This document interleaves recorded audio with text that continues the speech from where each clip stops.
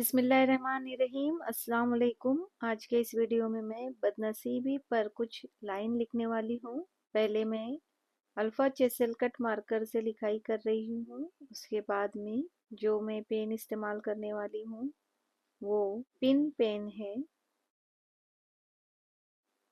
बदनसीबी, बदनसीबी,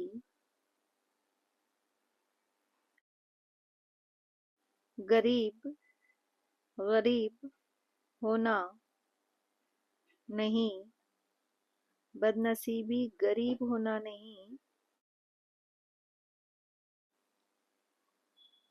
बदनसीबी बेईमान, बेईमान होना है।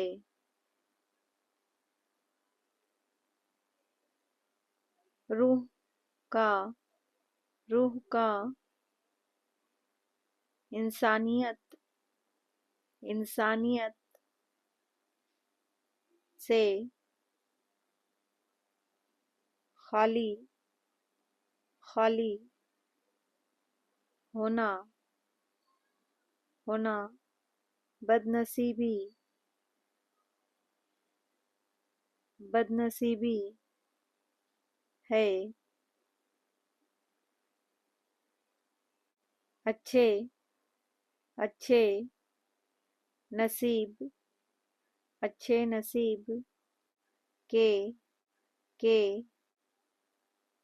लिए, लिए दुआएं, दुआएं मांगते, मांगते रहा करे। मुझे भी अपनी दुआओं में याद रखिएगा। अल्लाह हाफिज़।